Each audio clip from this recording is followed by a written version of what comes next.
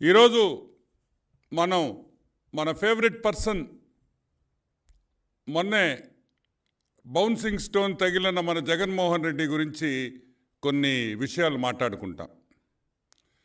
మీకు అందరికీ తెలుసు, ఆంధ్ర రాష్ట్రంలో తీర ప్రాంతం అంటే ద కోస్ట్ లైన్ ఆల్మోస్ట్ 972 కిలోమీటర్లు తీర ప్రాంతం ఆంధ్ర రాష్ట్రంకు ఉంది.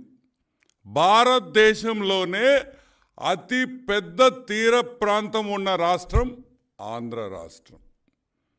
మరి అంత పెద్ద తీర ప్రాంతం ఉందన్న రాష్ట్రాన్ని జగన్మోహన్ రెడ్డి ఊరికే వదులుతాడా? కళ్ళు పడకుండా ఉంటాయా? పాపం మా చంద్రబాబు నాయుడు గారు, నేను పాపం అని ఎందుకు అంటున్నానంటే, చంద్రబాబు నాయుడికి పెద్ద కళ్ళ ఉంది సిబిఎన్ గారికి. ఈ తీర ప్రాంతాన్ని గేట్వే ఆఫ్ ఇండియా చేయాలనుకున్నాడు. ఒక గేట్వే ఆఫ్ ఇండియా ముంబైలో ఉంది, ఒక గేట్వే ఆఫ్ ఇండియా ఈ తీర ప్రాంతాన్ని ఒక గేట్వే ఆఫ్ ఇండియా చేయాలని ఒక కళ, ఒక కాన్సెప్ట్తో వచ్చాడు. ఒక డెవలప్ చేయాలి, ఈ తీర ప్రాంతాన్ని మనం ఎంత బాగు చేస్తే అంత రెవెన్యూస్ వస్తాయి, ప్రజలకి ఉద్యోగాలు వస్తాయని ఆయన ఒక విజన్లో, చంద్రబాబు గారి విజన్ అది, గేట్వే ఆఫ్ ఇండియా చేయాలని చంద్రబాబు నాయుడు గారు చాలా ఆలోచించారు. కానీ 2019లో ముఖ్యమంత్రి అవ్వంగానే జగన్మోహన్ రెడ్డి కళ్ళు పడకుండా ఉంటాయా? 972 కిలోమీటర్స్ కోస్ట్ లైన్ తీర ప్రాంతం జగన్మోహన్ రెడ్డి కళ్ళు పడకుండా ఉంటాయా?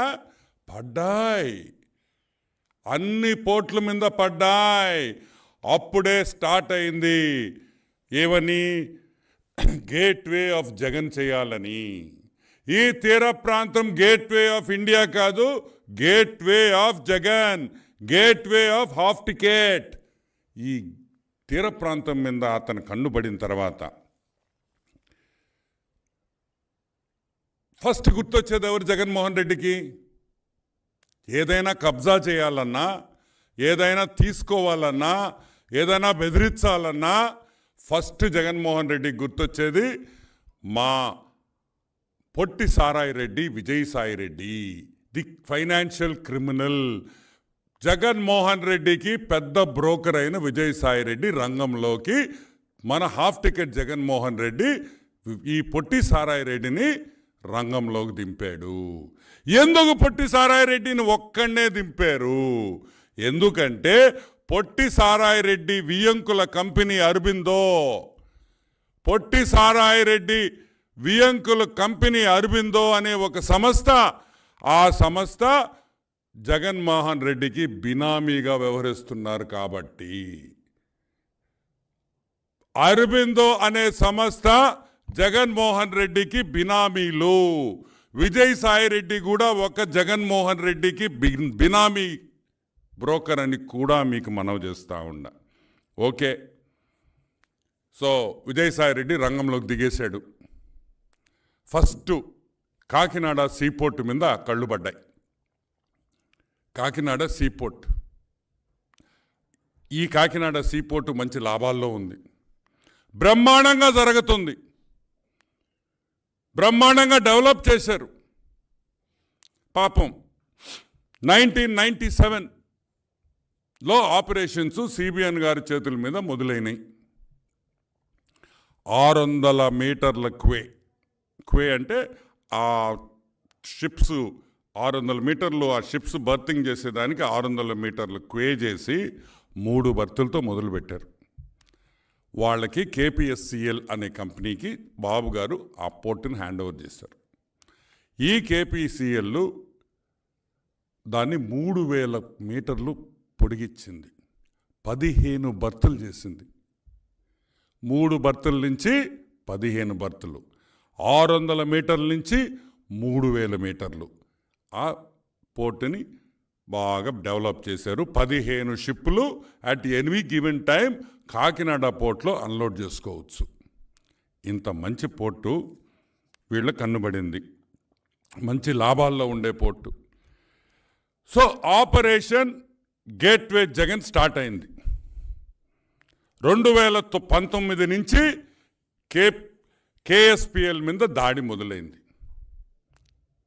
బెదిరించారు. ఇస్తావా సస్తావా అన్నారు. కూట్నీళ్ళకి అడిగారు.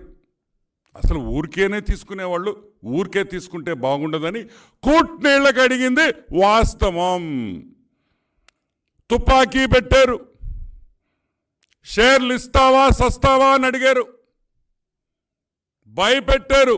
కానీ కేఎస్పిఎల్ అనే కంపెనీ సస్సేమిరా మేము ఇయ్యము, ఈ పోర్టు లాభాల్లో ఉంది, మేము కష్టపడి ఇవన్నీ చేశాము, ఈరోజు మాకు 300 కోట్ల రూపాయలు ప్రతి సంవత్సరం లాభాల్లో ఉంది, మేము ఎందుకు ఇయ్యాలి, మేము ఇయ్యము, సస్సేమిరా ఇయ్యము అని చెప్పారు. ఏం చెప్పారు? సస్సేమిరా ఈ పోర్ట్లో వాటా మేము ఇవ్వము. ఆగిందా? ఆడికి ఆపరేషన్ గేట్వే ఇప్పుడు స్టార్ట్ అయింది. రకరకాల బెదిరింపులు. సరే, వీళ్ళని ఎట్టని లైన్లోకి తీసుకురావాలా అని మా పొట్టిసారాయ రెడ్డి ఆలోచిస్తా కూర్చున్నాడు.